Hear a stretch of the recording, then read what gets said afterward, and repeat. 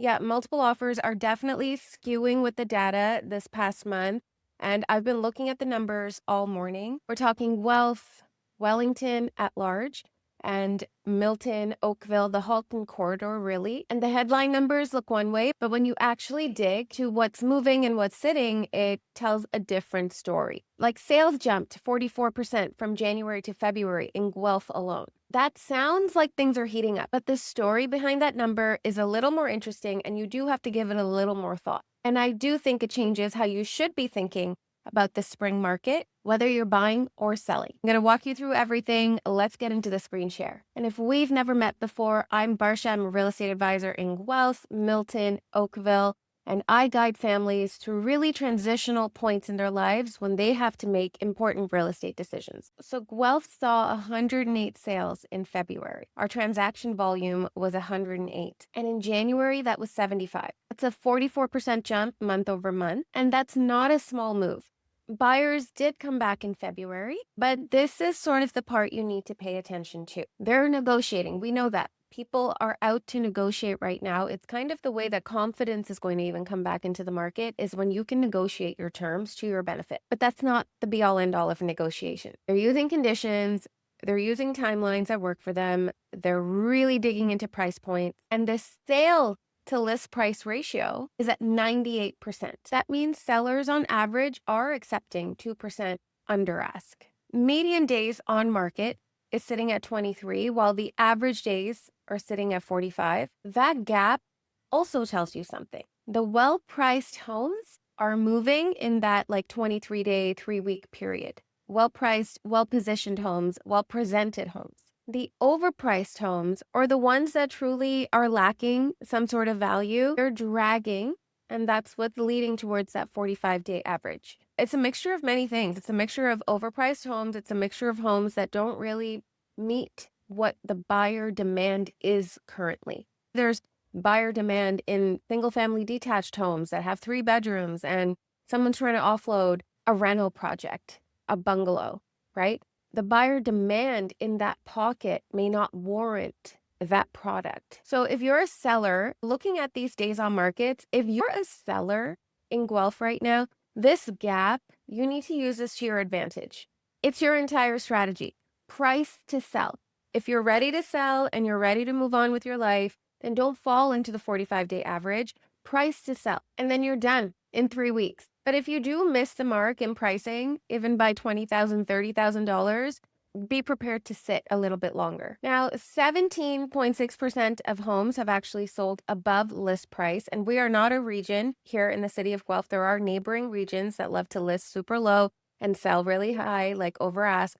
But in this region, generally speaking, most homes are coming at market value. And this 17.6% above list price is actually up from January by about 15%. So yes, there is competition on the best price properties, and multiple offers are also happening on those properties. It's not 2021. Having said that, yes, there are multiple offers. There are active multiple offers happening on in pocket. It's also not 2021.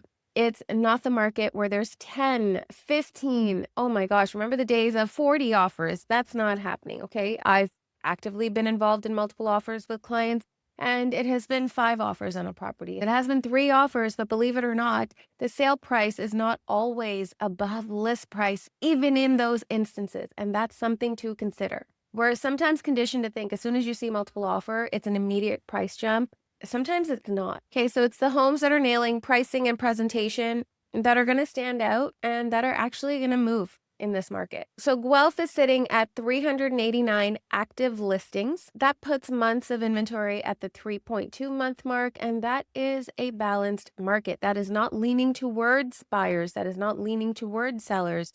You're right in the middle there. So moving on to Wellington, and I like to look at Wellington at large because we want to know what's happening with the market surrounding the city of Guelph. And this is where it gets a little interesting. Guelph, as we know, sits in Wellington County, although it is an independent. And let's see what's happening around us at Wellington County. If you don't know, this includes the city of Guelph, but also Fergus, Elora, Center of Wellington, There's been 183 sales, all of Wellington County, and that's simply for the month of February, and there's been 859 active listings. Months of inventory here is pushing closer to 5 months of inventory, and the average days on market is 47, while the median days is 25. So the broader region surrounding the city of Guelph is a little bit softer. January to February volume has jumped 44%, which is identical to Guelph. And here's the thing, I ran the numbers for Wellington at large compared to the city of Guelph, and on average, their price is averaging higher than the city of Guelph proper, which is interesting because most people would think that it would actually be lower given the abundance of listings sitting there and a little bit of a slower move. And a lot of folks tend to think that smaller towns must be cheaper, the outskirts, country living, maybe some acreage, all of those things. And while that can be true in certain pockets, you're getting these larger lots. You're getting sometimes even newer builds. It's a different pocket, it's a different product, it's a different buyer. So I'm definitely going to get to what entry point in Guelph looks like because I think you'll be surprised by some of those numbers with pricing. I do want to move in quickly to Milton because I've been assisting clients in Milton and Oakville lately, and I'm constantly comparing and pulling data, and it's along that 401 corridor, Milton to Guelph, and it's just that much of a difference in pricing, and it's big. So shifting over to Halton region, looking at Milton specifically, I want to talk to you about what's been happening because it's interesting and it moves a little bit different than the rest of Halton region. Milton had 81 sales in the month of February, and here is the most interesting stat. Almost 20% of the homes in Milton have sold above list price for February. And if we're looking at comparisons from what we're doing here today, that is the highest from the pool that we've selected today. It's definitely higher than Guelph. And if we're looking at median days on market, sitting at 19 days, and your average days on market is sitting at 30 days. Okay, Guelph, just to give you a sense, Guelph's median is sitting at 23.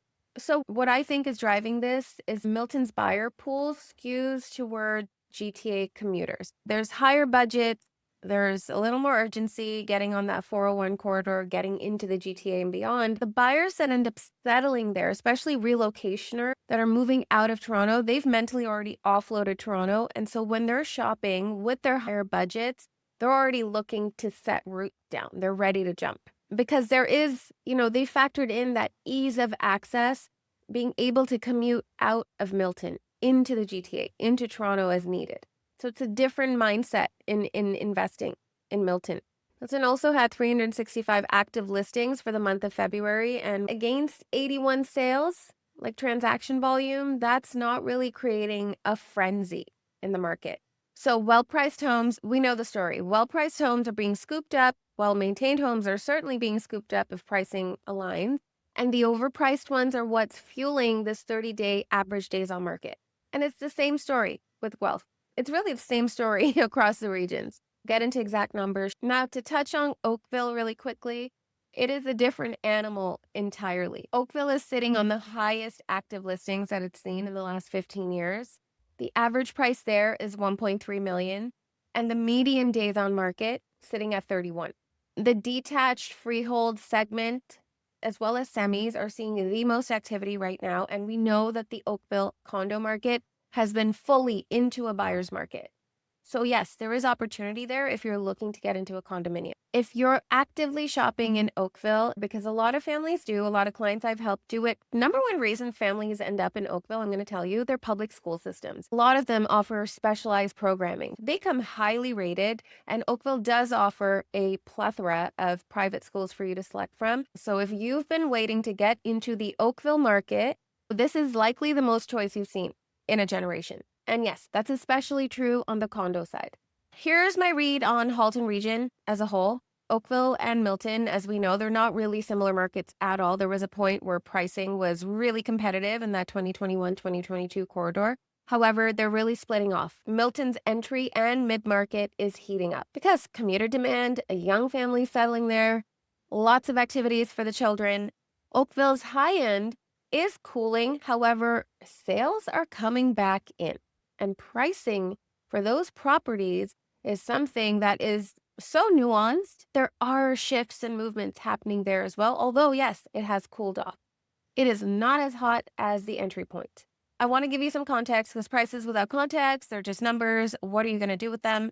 So funny enough, the city of Guelph, the average sale price for the month of February sitting at $709,000. Now that's the average, the overall price in the city of Guelph. The median price, $697,000. In January, the average was $741,000. That's a $31,000 drop in a month that I just told you that sales actually went up 44%. There's more buyers, there's more room for negotiation, and lower prices. What that combination tells you is that buyers are back in February and they were disciplined. Okay, I love the transformation of meeting a client and walking through the process, the home buyer's journey. And by the time we're midway through the process, or definitely towards the end, the language that they use mirrors the language that I have been using, and we are just speaking the same language, right? There's a beautiful education, a transfer of education and knowledge that happens through the real estate process. And that's exactly the kind of buyer that's shopping in this market. Informed, well-educated buyers who are making thoughtful long-term decisions. Okay, so all of that leverage is being used. Now, I want to talk to you about entry point pricing. Yes, it could be a condo as well. If you're a first-time home buyer, do not overlook the benefit of holding a condo. The entry point in Guelph is sitting at $549,000. 30 minutes away in Milton, number is $675,000, the entry point. That's a $126,000 difference to get your first property in Guelph versus Milton. That $126,000 is the difference between a first-time homebuyer actually becoming a homeowner and not. Moving on, Milton's average sale price for the month of February is actually under $1 million, sitting at $975,000, and the median sale price sitting at $935,000. And sale to list price ratio is sitting at 99%. So basically, Milton buyers are paying almost full price. Compare that to Guelph, sitting at 98%, truly comparable for sale to list price ratio. However, with the average sale price, Milton is about 37% more expensive than Guelph, pockets in Guelph that mirror Milton. South Guelph mirrors the Greater Toronto Area in terms of pricing, in terms of vibe, in terms of amenities, in terms of transit. It's a mini GTA. It's a mini Milton. So if you are shopping in huge cities like Guelph, you're going to need to know the micro markets. If I'm looking at a buyer profile for the town of Milton, they are heavy on that commute. That is a huge deal breaker for them. If they're not on that 401 corridor, they're likely having to go into the GTA or even Toronto. And especially if they're relocating for more space and that's where they stop, they have big budgets too. For the last month, the average for the city of Guelph sitting at $710,000, then Wellington County at large sitting at $803,000, then Milton sitting at $975,000 average, and then finally Oakville sitting at $1.3 million average. Each step gets you a different product, a different lifestyle, and a very different monthly payment.